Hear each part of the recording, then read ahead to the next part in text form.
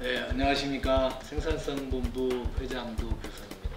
혹시 여러분 생산성 개념 잘 아시는지 모르겠어요. 많이는 들어봤지만 생산성은 투입, 인풋분의 아웃풋의 비율인데 적은 투입을 해서 많이 생산해내면 생산성이 높아졌다 그렇게 얘기를 하죠. 생활하다 보면 많이 투입했는데 별로 못 건지는 게 많죠. 생산성이 떨어지는 겁니다. 여러분들의 생활 속에서 생산성을 개념을 가지고 공부를 하거나 또는 노하우를 축적하거나 생산성에 대한 개념, 이해, 그리고 관심 매우 중요하리라고 봅니다.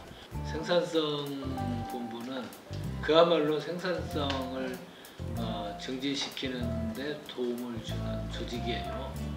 제조만 생각할 수가 있잖아요. 맞습니다. 옛날 1, 2차 산업혁명 때 또 우리나라가 경제가 어려웠을 때 전쟁을 치고 나서 우리 경제가 국민들이 똘똘 뭉쳐가지고 이렇게 세울 때 어떻게 해야 될지 방향성을 잘 모르시잖아요. 그때 이제 경영은 어떻게 해야 되고 생산성은 어떻게 높여야 되고 방향성 잡아주고 이러면서 우리 경제가 세계에서 유일하게 압축 성장하는데 절대적으로 기여한 기관이다.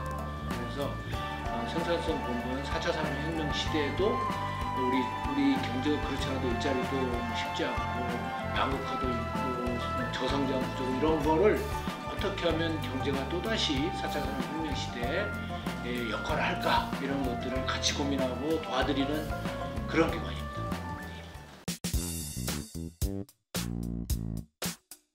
4차 산업혁명위원회는 대통령께서 후보 시절에 우리 경제의 상황을 진단하시고 이 4차 산업혁명이라는 것이 밀려오는 것을 우리가 기회로 잡자.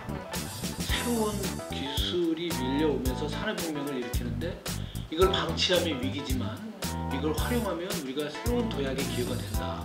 대통령 직속으로 4차 산업혁명위원회를 만들자. 이렇게 얘기하셔서 그게 공약이 됐고 국정교육자문위원회에서 설계를 했는데 지금 이제 4차 산업혁명위원회가 국정기조의 핵심적인 경제정책 방향을 설정하는 중심적인 역할을 하는데 이게 무엇을 정부가 뭘 막 이끌어가는 게 아니라 민간, 국민이 4차 산업혁명을 주도하되 정부는 그런 민간 주체들이 어떻게 잘할 것인가에 대한 것을 고민하고 국민과 기업의 의견을 담고 정책에 반영하고 제도를 변화시키고 규제를 본격화하고 그 역량을 강화하고 기술을 또 어떤 기술을 우리가 축적할 것인가를 지원하고 하는 총력 지원 체계를 플랫폼 역할을 하는 것이 4차 산업혁명위원회의 역할입니다. 4차 산업혁명 얘기하면 전문가들이 얘기하는 게 긍정적인 것보다 부정적인 얘기를 많이 했어요. 일자리 500만 개가 없어진다. 그래서 전부 공포에 들어갔습니다.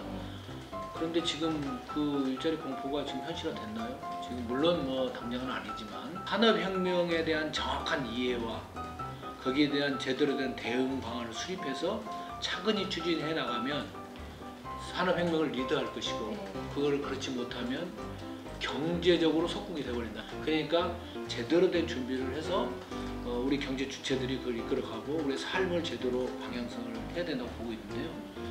대표적인 사례가 스마트 팩토리입니다.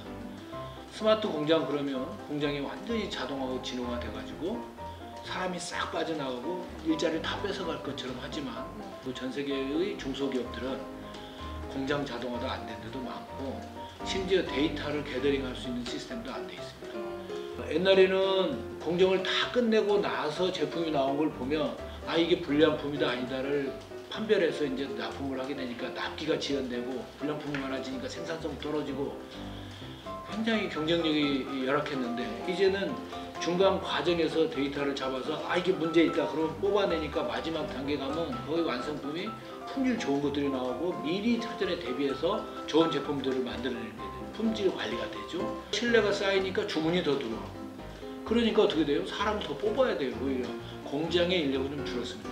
그걸 핸들링하는 엔지니어, 데이터 분석, 설계, 시스템 관리, 운영 인력들, 젊은 인재들이 훨씬 더 많은 중소기업의 그런 현상이 나타나고 있거든요.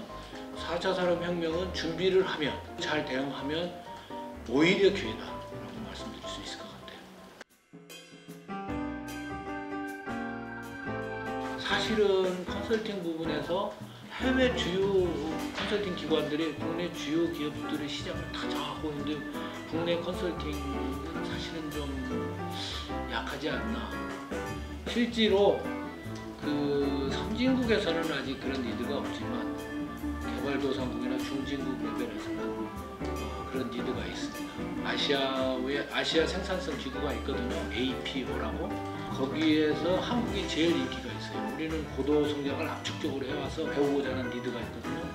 그래서 그분들이 들어와서 배우기도 하고 스마트 공장 같은 거 돌아다니면서 하기도 하고 그 다음에 이제 와서 좀 생산성 혁신에 대한 컨설팅 니드가 있고요. 칠레 같은 경우는 이번에 유엔 총회에서 문재인 대통령님하고 칠레 대통령하고 정상회담에서 한국에 이런 것들을 좀 도와달라 해가지고 그 실무적인 그 협의를 하러 가거든요. 그 컨설팅이 포함이 돼 있어요. 그런 것부터 시작이 되다 보면 KPC가 글로벌 브랜드가 되면 미국이라고 못 갈 리가 있겠습니까?